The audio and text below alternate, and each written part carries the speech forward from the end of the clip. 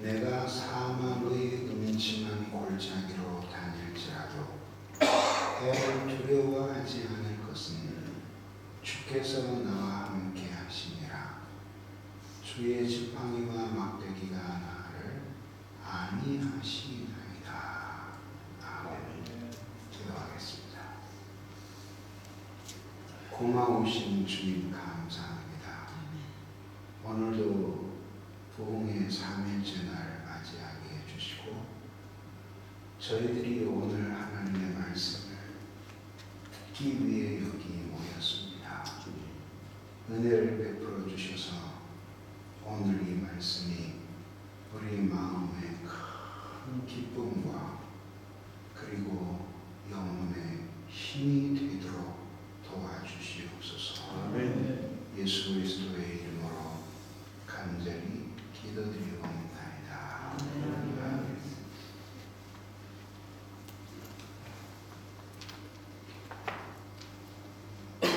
목자가 양을 데리고 유목 생활을 하게 됩니다. 이스라엘은 어디에나 아주 넓은 풀밭이 늘 있는 곳이 아니기 때문에 때로는 양떼들을 데리고 어디론가 풀이 있는 곳으로 이동을 해야 합니다.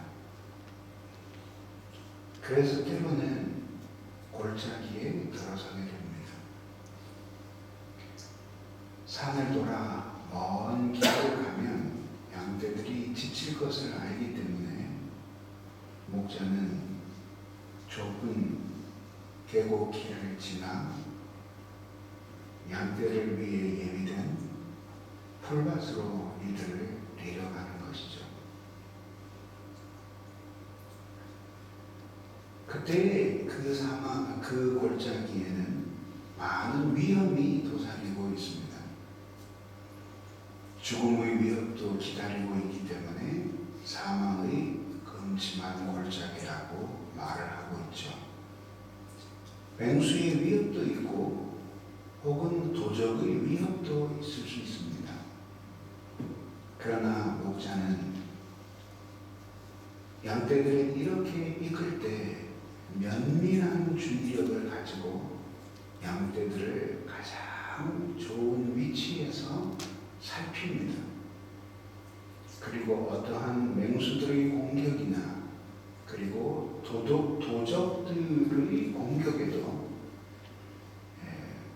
대처해서 양떼들을 보호할 수 있는 만반의 준비를 하고 이 골짜기를 지나게 됩니다. 다윗은 이렇게 죽음의 골짜기로 일컬어질 수 있는 수많은 시련과 난관의 계곡을 지났습니다.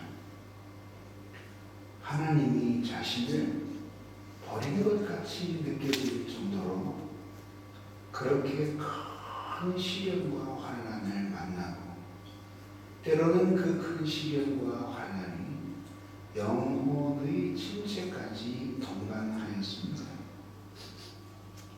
그렇지만 일생을 다 살고 보니까 그런 사망의 음침한 골짜기를 지날지라도 두려워할 필요가 없다는 사실을 깨닫게 되었습니다.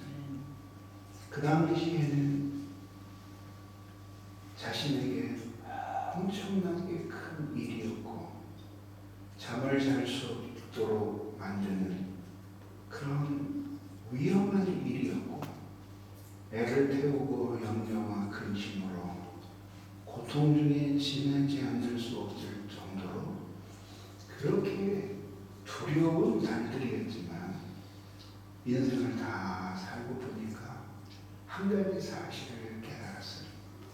그것은 바로 그런 순간에도 하나님은 자기를 지키고 계신다는 사실이었습니다.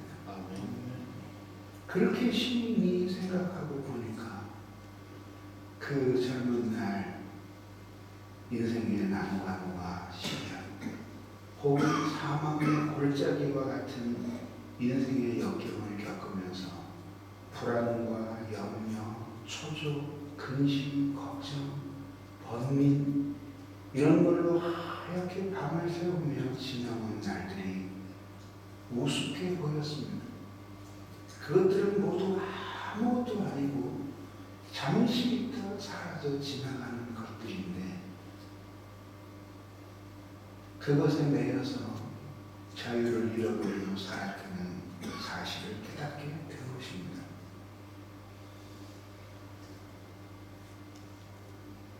하나님을 향한 신앙의 깊이는 자신의 인생에서 무슨 일이 일어나든지 간에 하나님의 뜻을 이루는 도구가 될 것이라는 신앙입니다. 이것은 무슬림들이 이야기하는 인샬라의 신앙하고는 달라요. 인샬라의 신앙은 어떻게 보면 인간이 최선을 다하지 않고 자신의 삶을 운명론과 같은 논리에 맡겨버리는 거죠. 근데 여기에서 이야기하는 이런 하나님의 섭리를 믿는 신앙은 우리로 하여금 하나님의 뜻을 발견하게 하고 최선을 다해서 하나님의 뜻이 이 땅에 이루어지기 위해서 인간으로 하여금 정진하게 만들어요. 그렇지만 거기에 집착해서 그 일이 어떻게 되지 않으면 안 된다고 하는 그러한 인본주의적인 집착을 만들어내지는 않아요. 최선을 다하고 그리고 그 일의 결과를 하나님께 맡기면서 자신은 그 하나님의 위대한 역사에 능동적으로 참여하고 있다는 긍지를 느끼는 것이 바로 섭리 신앙이에요. 그런데 오늘 이 시인이 그렇게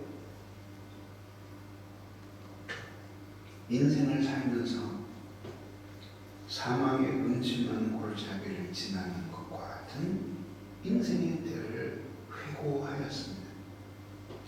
그에게 이런 날들이 얼마나 많았습니까? 아버지 이새의 집에서 짐승들을 칠 때에는 때로는 맹수의 위협을 당해서 목숨을 잃을 것 같은 위기를 겪었고 뿐만 아니라 기름 부음을 받은 후에는 사울에게 쫓겨다니며 눈물로 얼룩지며 그런 고난의 삶을 살았습니다. 그런 날들을 다 겪었고 더 나이가 든 다음에는 왕자의 난 그리고 우리아의 아내 바세바와의 불륜으로 말미암는 하나님의 무서운 징계 그리고 수많은 전쟁터에서의 경험 하나님의 심판을 받음으로써 나라가 위기에 빠지는 경험 이런 모든 것을 겪었어요. 그것이 아마 시인이 묘사하고 있는 사망의 어두운 골짜기일지 모릅니다. 그런 걸 모두 겪으면서 그 시인이 그 당시에는 염려와 근심, 두려움과 공포 속에서 지냈습니다.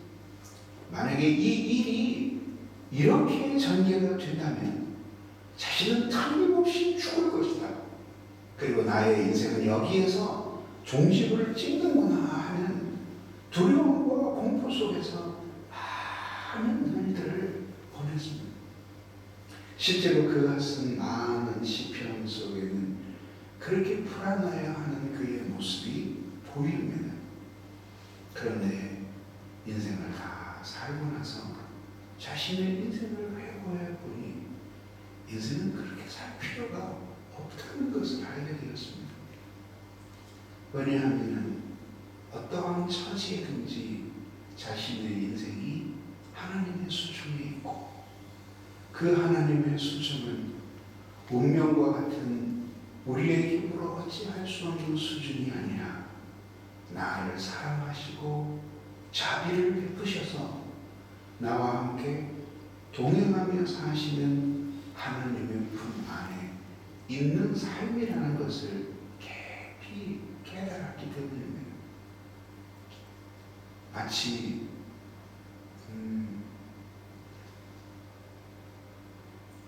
지금은 이제 터널이 뚫려서 강릉 가는 길이 그렇게 어렵지 않습니다. 근데 예전에는 산을 대관령을 넘어야 됩니다. 옛날서부터 99굽이라고 알려져 있는데 하도 궁금해서 차를 몰고 한번 쉬어봤어요. 이게 진짜 99 커브가 되는지를 보셨어요. 근데 길이 많이 바뀌었겠지만 정확하게 77개의 커브를 돌아서 산 하나를 넘더라고요. 옛날에 도로가 포장되기 전에는 훨씬 작은 길이었을 테니까 당연히 99굽이를 돌아서 한 산을 넘었겠죠. 이렇게 넘어갑니다. 그러면 특히 어려운 게 겨울이에요. 넘을 때는 내 계획으로 넘지만 다시 넘어서 올 때는 눈이 오지 말아야 돼요. 눈이 오면 한 이틀씩도 갇혀서 산을 못 대관령을 넘지 못하는 경우가 있기 때문이죠. 근데 이제 그 대관령을 보면 산이 이게 꼬불거리고 이제 차가 올라가거든요. 제가 초등학교 다닐 때에는 아버님이 그쪽에서 사업을 하셔서 대관령을 자주 넘었는데 속담이 있어요. 대관령을 넘다가 버스가 구르면 그해 겨울에는 못 찾고 그 다음 봄에야 버스를 찾을 수 있는데 봄에 보면은 사람들이 나뭇가지에 걸려있다. 그럴 정도로 눈이 어마어마하게 오는 지붕과 지붕이 그 눈에 이렇게 마주 연결이 될 정도로 그렇게 어마어마한 눈이 오는 것입니다. 하얗게 눈이 내린 그 길을 미끄러질까봐 조심하면서 심지어 이제 체인을 감고 그리고 이제 차들이 이렇게 휘돌기 시작해요. 그러면 눈이 하얗게 쌓이고 한 구비를 돌아가면은 차가 바로 앞에 있는 차를 볼 수가 없어요. 그래서 한 구비 한 구비를 조심해서 운전을 하지만 높은 산 꼭대기에서 혹은 비행기를 타고 산 아래를 내려다보면은 한눈에 다 들어와요. 저 사람이 막 걱정 근심을 하면서 운전을 하는데 위에서 내려다볼 때는 그래서 뭐 걱정할 게 없어요. 다시 커브를 돌면 다시 넓은 길이 나오고 앞에 차도 없고 얼음도 많이 녹아있고 눈도 많이 녹아있고 그렇게 하면서 위에서 내려다보는 거예요. 그래서 가끔 그런 생각이 들려요. 만약에 우리 인생을 그렇게 위에서 내려다보듯이 우리의 미래를 환하게 알 수 있다면 우리가 얼마나 좋을까. 아마 미래를 알 수 있다면 주식에 투자를 해도 늘 대박이 날 것이고 사업에 투자를 해도 훌륭한 성공을 거둘 것입니다. 더군다나 내가 언제 죽을지 그리고 나의 마지막 순간은 어떻게 이 세상을 운명하게 될지 그런 것들을 우리에게 가르쳐 준다면 얼마나 좋을까 하고 생각을 합니다. 그런데 안 가르쳐 주십니다. 기본적으로 미래는 인간에게 가려진 거예요. 그래서 차단되어서 미래를 알 수 없게 하셨어요. 예전의 선지자들에게는 하나님이 아주 꼭 필요한 경우에 미래에 대한 일을 계시해 주셨어요. 요즘도 우리의 미래에 대해서 예언한다는 그런 목회자나 설교자들이 나오는데 하나의 눈속임이죠. 하나님은 절대로 우리 인간의 미래에 대해서 인간에게 알려주지 혹은 누구의 미래를 다른 사람에게 미리 알게 하셔서 그것을 가지고 협박을 하거나 혹은 그 사람에게 굴복시키는 그런 일을 하지 않으시고, 그리고 신앙적으로 생각해 보면 여기는 하나님의 큰 뜻이 미래에 무슨 일이 일어날지를 잘 모르기 때문에 그것이 그 사람으로 하여금 하나님을 의지하도록 만들어준 거죠. 그래서 하나님을 진심으로 의지하며 살도록 미래에 대해서는 바로 1초 후의 1도 우리에게 알게 하지를 않으셨어요. 그래서 우리는 매 순간 하나님 아무리 이 세상에서 번영하고 많은 일들을 이루어 자기의 뜻을 성취할지라도 죽은 만큼은 마음대로 되지 않는다는 사실을 생각하며 하나님 앞에서 살아가십니다. 중국을 역사적으로 통일했던 그런 진시황이 있습니다. 그러니 그 어마어마한 나라를 모두 통일하고 사실상 최초의 말하자면은 최고의 그 제국을 이루었으니 그 사람이 얼마나 영특했겠습니까? 가질 수 있는 모든 것을 가졌어요. 이 문제는 뭐냐면 늙어간다는 거예요. 자신이 늙어가는 것이 너무 서럽고 억울해요. 그래서 늙지 않는 영약을 구하기 위해서 왕궁 안에 부대를 편성해서 그 사람들을 세계 각국으로 보내어 불로초를 구해오게 하였어요. 그런데 사람을 늙지 않게 하는 불로초라는 것이 세상에 존재할 수가 있겠습니까? 없겠죠. 근데 그는 모든 것을 가졌고 모든 것을 누릴 수 있는데, 그런데 젊음을 유지하며 더 오래 살고 싶었어요. 그래서 수많은 사람들을 보내요. 그렇게 했어요. 역대의 중국 황제가 650명 정도 재위를 했는데요. 이 사람들 중에 수양제나 진시황 같은 경우도 마찬가지입니다. 왕궁에 자신의 후궁을 약 1만 명을 거느렸어요. 그리고는 한 끼의 식사가 2.5톤 트럭, 한 트럭 분으로 식사를 만들었어요.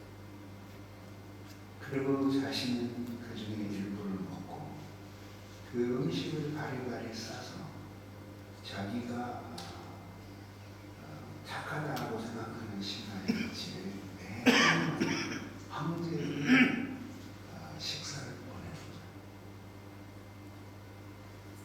근데 중앙에서 그 왕을 위해서 봉사하는 그 셰프들이 450명, 500명씩이었다고 하니까 어마어마한 말하자면 부귀를 누린 것이죠. 진시황도 그런 삶을 누렸어요.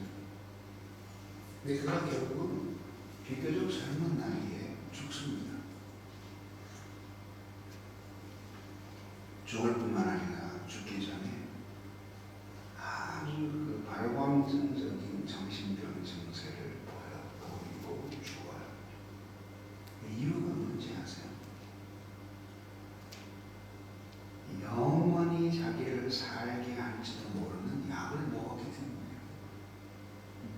그 약이 뭐냐면 서역에서 수입을 해간 수은이었어요.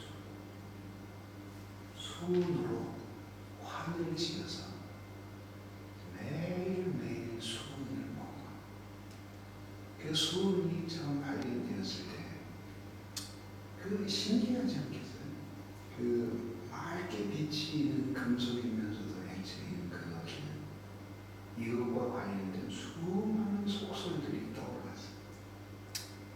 그리고 그 수론을 서역에서 수입해다가 지하에 중국의 지도를 그렸어요. 그리고 자기가 말하자면 죽은 뒤에도 이 나라를 통치할 것이라는 꿈을 꾸고 매일매일 수분을 먹으며 영생의 불사를 꿈꿨는데 그 수분이 이 똑똑한 황제를 완전히 정신 이상자로 만들어버린 거예요.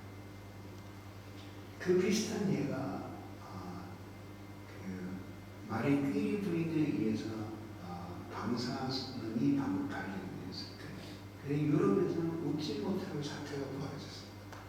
방사능이 몸에서 단 소문이 돌면서 방사능 화장품, 방사능 스킨, 방사능 뭐 샴푸부터 시작해가지고 모두 나왔어요. 돈 많은 사람은 그걸 사다가 방사능 크림을 바르고 방사능을 먹고 방사능을 그 비싼 걸 사다가 자기 머리를 감고 치장하는 바람에 돈 많은 수많은 사람들이 이런 모르병에 걸려서 죽어요. 결국 인간이라고 하는 것은 미래의 일을 알 수가 없어요.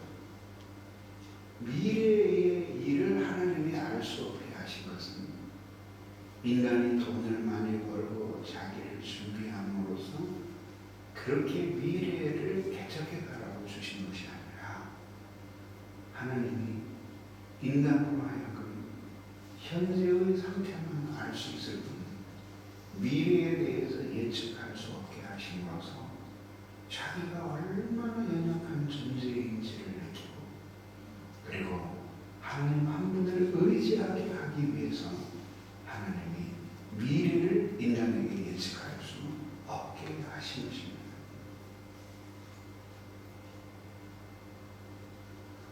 우리 죄와 강팍함 주님께 기도하니 우리 불쌍히 여기사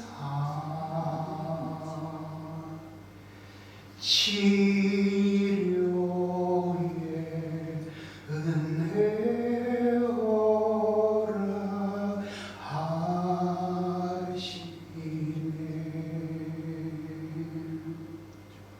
그렇게 자기가 얼마나 하나님 앞에 미력한 인간인가 하는 것을 깨닫고 그러면서도 얼마나 나쁜 존재인가 하는 것을 깨닫고 주님 앞에 깊이 엎드려 그분을 신뢰하고 사랑하며 살도록 하나님의 인간으로 하여금 미래를 모르게 하십니다.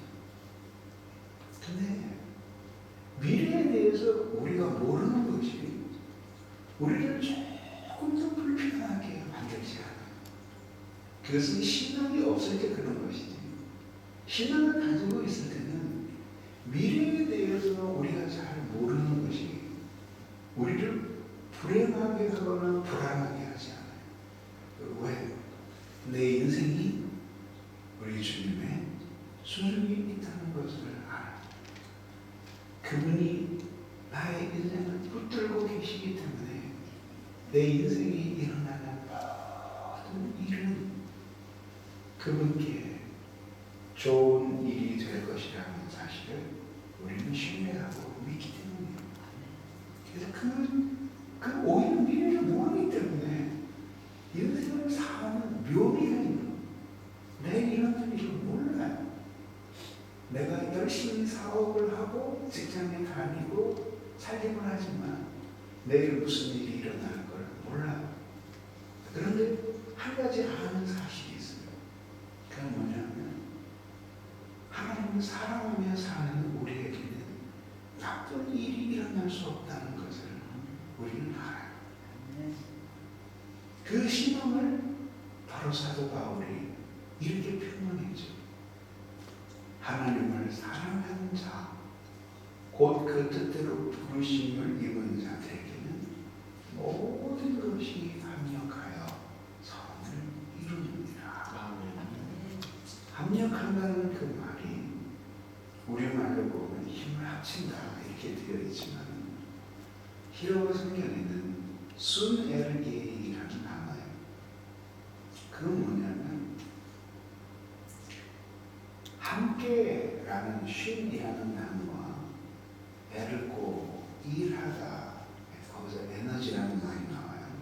합쳐진 거예요. 그래서 예를 들자면 시계 같은 거를 사가지고 뒤를 뜯어보잖아요.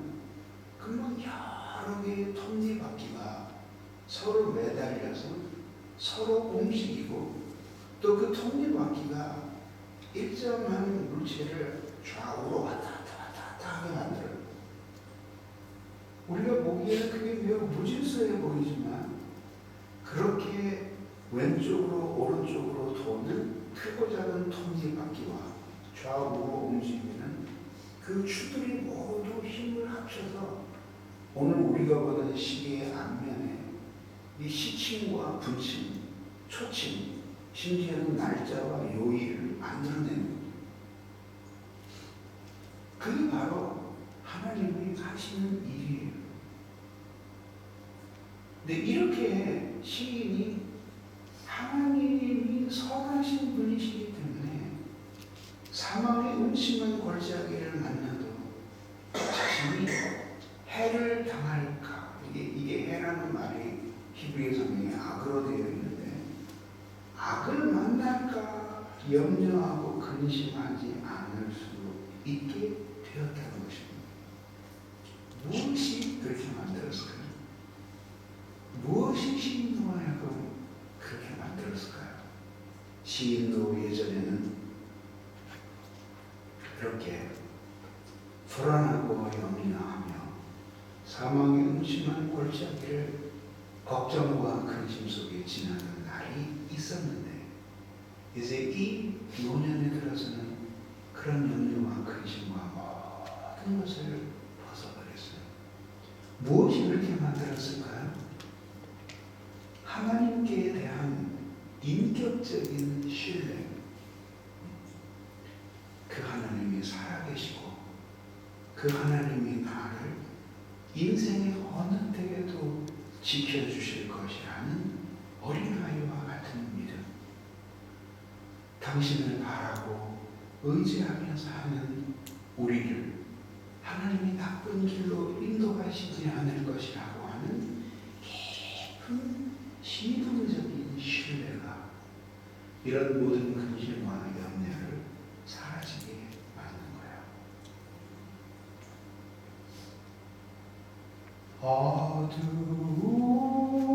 어두움에 밝은 빛을 비춰주시고 너의 작은 심에도 응답하시니 너는 어느 곳에 있든지 주를 향하고 주만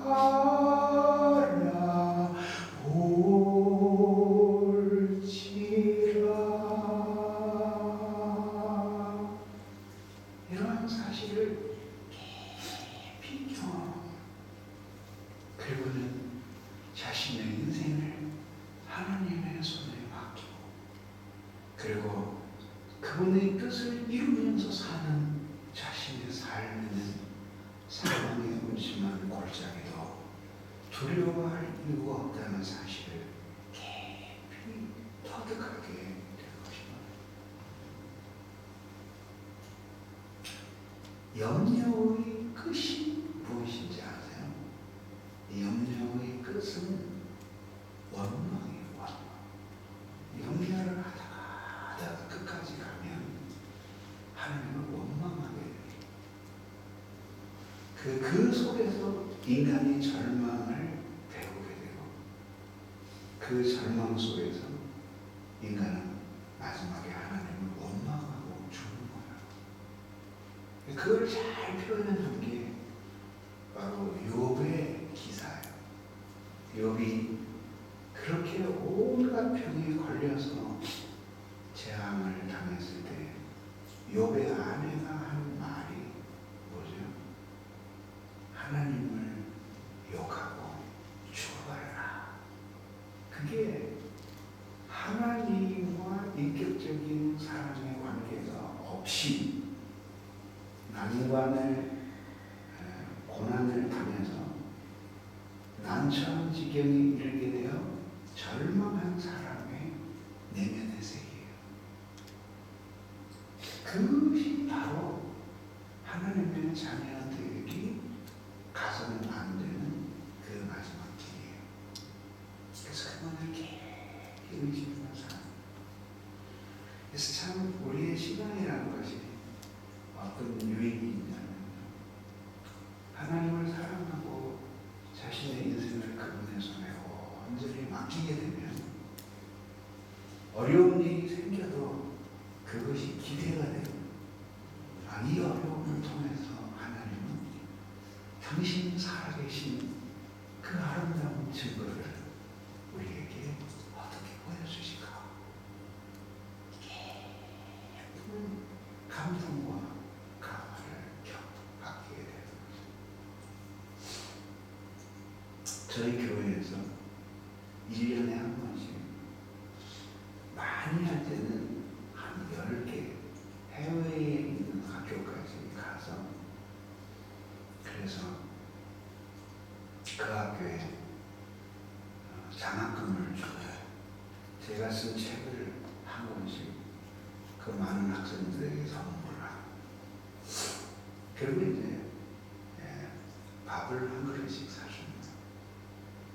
사람들은 물어요. 요즘 어디 밥 못 먹는 신학생들이 있다고 밥을 사주냐. 아직도 많아요. 근데 그 일을 하게 되는 계기가 있었어요. 그게 뭐냐면 제가 대학원 다닐 때 너무 가난해서 그래서 정말 가난하게 살았어요. 근데 어느 날 학교에 갔는데 500원을 내고 식판에 밥을 받았는데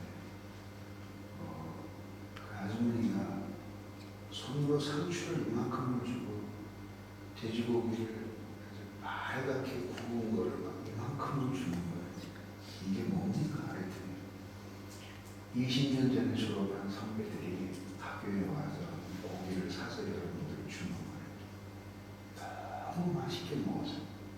그리고 이게 참 너무 맛있게 먹어서 그때 마음의 결심을 나들이 전에 목회를 해서 교회가 커지면 꼭 한번 봉사를 해야지 그런 생각을 가졌어요. 저에게 있어서 신학대학원 다니는 3년 동안 시련과 고난의 연속이었어요.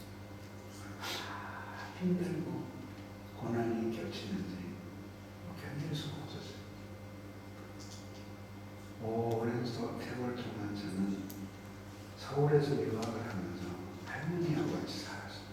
그 할머니가 암으로 사형 선고를 받으시고 공무원 생활하면서 모아놓은 돈으로 전세를 얻었는데 사기꾼이었어요. 그래서 결국은 길거리로 쫓겨나게 됐어요.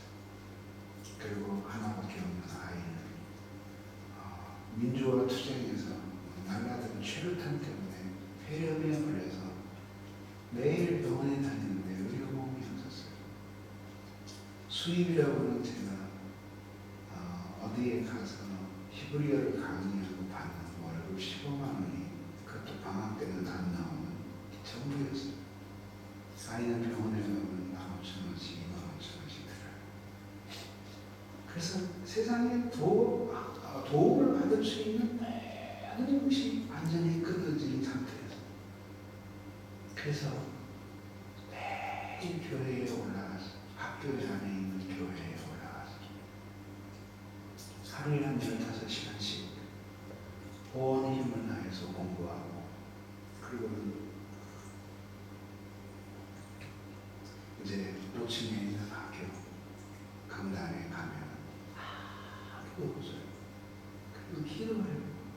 하나님, 내가 내 인생의 사망의 음침한 골짜기를 지나고 있습니다. 나를 도와줄 사람도 없습니다.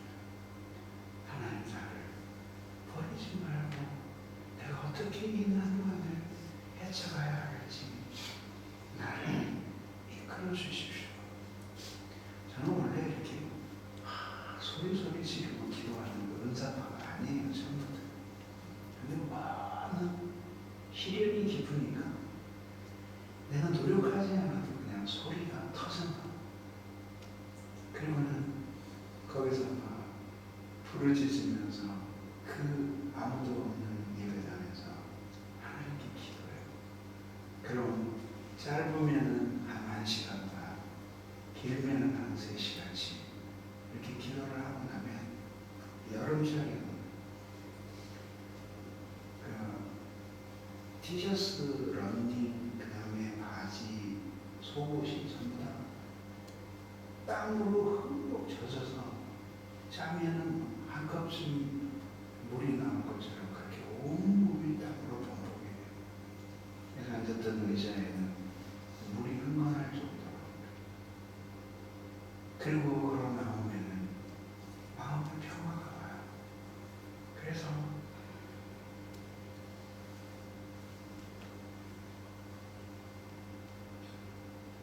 나의 가는 길을 오직 그가 하시나니 그가 나를 단련하신 후에는 정금과 같이 나올 것이다.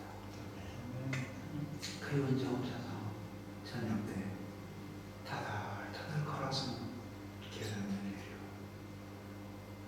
내려오다가 계단에 잠깐 멈추었으면 다시 기도가 마음에 막 불붙어요. 그러면 다시 계단에 쭈그리고 앉아서 다시 기도를 해요.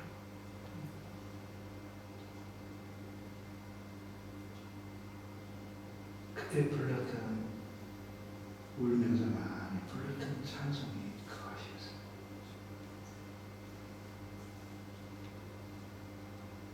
인간 풍조는 나날이 갈리어도 나는 내 믿음 지키리니. 인생 살다가 죽음이 꿈 같은가. 오직 내 꿈은 참되리라.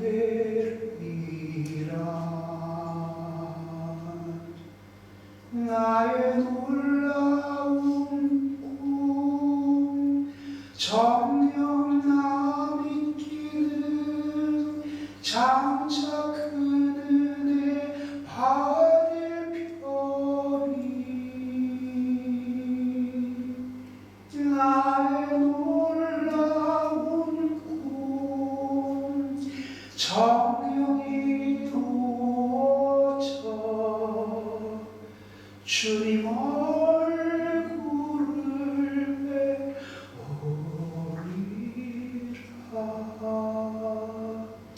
그리고 계단에 앉아서 한참을 울어요.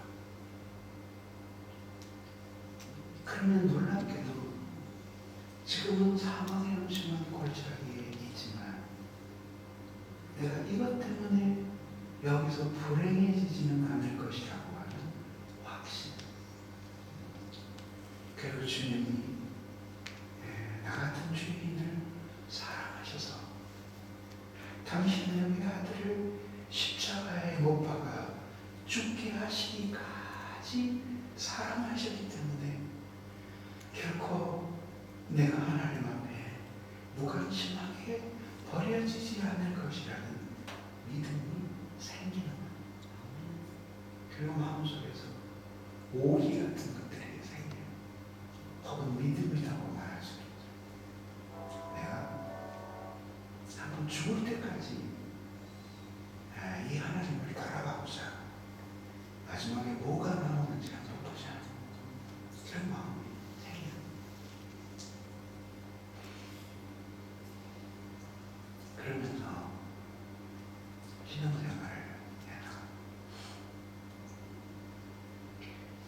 그러던 날들이 몇 달을 지났을 텐데 혼자서 조용히 기도하는데 진짜 성령의 조금만 은혜가 임했어요. 그리고 하나님이 나에게 아주 분명하게 미래의 일에 대해서 말씀해 주시죠. 어떻게 될 거를 보여주시진 않으시. 확실한 건 내가 너와 함께하리라. 내가 너와 함께하는 것을 모든 사람들에게 보여주리라. 그리고 이제 그 이듬해 제가 거의 기적적으로 교수가 됐죠. 그런 감정들을 겪으면서 살아올 때 확실한 것은 선하신 하나님, 그 하나님. 근데 오늘 이 시인이 그렇게 다이나믹한 인생을 살면서 하나님을 그렇게 신뢰할 수 있었던 이유가 뭐냐면 주의 지팡이와 막대기가 나를 안위하시나이다. 원래 히브리어 성경에는 두려워하지 않을 것은 주께서 나와 함께 하시니라. 그리고 이내는 당신의 지팡이와 막대기가 나에게 위로가 되기 때문이옵나이다. 이렇게 나와요. 그래서 이 지팡이라고 하는 것은 당시 그 목자들이 쓰던 지팡이예요. 이 지팡이는 꽤 높아요. 기다랗고 끝이 이렇게 휘어있는 지팡이를 사용했어요. 그래서 이 지팡이는 자신이 넘어지지 않기 위해 자기를 지탱하는 지팡이일 뿐만 아니라 이렇게 된 지팡이를 어디에 사용하냐면 양이 다른 길로 걸어갈 때 그때 쭉 뻗어서 양의 목을 탁 걸어서 이렇게 위적을 인도하는 거예요. 자기가 목자로서 그런 지팡이를 사용해서 양떼들을 이끌었던 것입니다.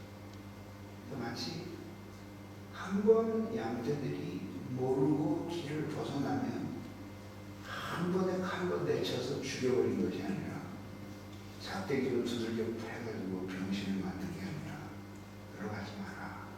그리고 지팡이를 내밀어 그 양의 목에 걸어서 이쪽으로 잡아당겨서 다시 옳은 길로 돌아오게 합니다. 양은 지독한 근시안이기 때문에 양떼에서 이탈하면 그는 길을 잃어버리기 매우 쉬워요. 그런 양의 특성을 알기 때문에 하나님이 이렇게 우리에게 가르치시는 거죠. 이것은 우리에게 뭘 보여주냐면 하나님이 우리를 인도하신다는 것을 보여줍니다. 또 우리의 약점 때문에 우리가 잘못된 길을 걸어갈 때 하나님은 인격적으로 우리를 깨우치셔서 우리로 하여금 올바른 길로 돌아오게 해주시는 거죠. 그러나 이제 이 막대기는 용도가 달라요. 이 막대기는 나무는 나무의 끝이 뾰족하게 되어 있어서 이것은 맹수와 싸우는 무기예요.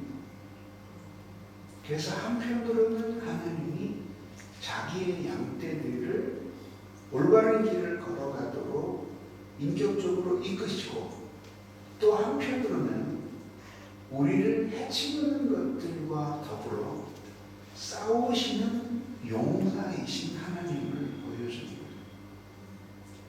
그런 치열한 싸움을 하면서 이제 이 양떼들을 지켜나가는 것이 목자의 삶이에요. 시인은 때로는 자신의 힘으로 감당할 수 없는 대적들을 만나기도 했어요. 그때는 하나님이 그들을 막대기로 무찌르시고 그들을 멸하셨고 자신이 하나님 앞에 올바른 길을 떠나 그릇된 길을 걸어갈 때는 하나님이 지팡이로 자신의 목을 걸어 올바른 길로 돌아오게 해주시는 하나님의 사랑을 경험했습니다. 그러면서 어떤 때에도 하나님이 항상 자기를 인격적으로 대하시고 하나님의 말씀에 감화를 주시고 자신을 승복하게 하심으로 하나님의 뜻을 따르는 주님의 자녀가 되게 해주시는 것을 경험했습니다. 이 모든 것을 경험하면서 하나님이 정말 나와 함께 하시는구나. 그 하나님이 정말 나의 인생의 최고의 인도자시구나 하는 것을 경험했던 거죠. 어차피 우리의 인생을 애워싸고 있는 많은 문제들은 우리의 힘으로 해결할 수 있는 문제들이 아닌 경우가 많아요. 그래서 에이브라함 링컨은 말하기를 우리를 애워싼 대적의 수가 문제가 아닙니다. 우리의 진정한 문제는 우리가 하나님 편에 있는가 하는 것입니다. 만약에 우리가 하나님 편에 있다면 주님이 우리의 가는 길을 기뻐하신다면 많은 난관을 만나서 오히려 그 난관이 이 시인처럼 하나님을 사랑하는 계기가 될 것입니다. 인격적인 주님을 굳게 붙들고 이 믿음의 길을 가는 성도들이 되기를 예수 이름으로 축원합니다. 아멘. 축원하겠습니다. 이 시간 우리 같이 기도할 때 하나님 우리와 함께 해주십시오. 은혜를 내려주십시오. 그래서 우리들이 이렇게 시련과 난관을 만날 때 우리 주님 굳게 붙들고 믿음의 길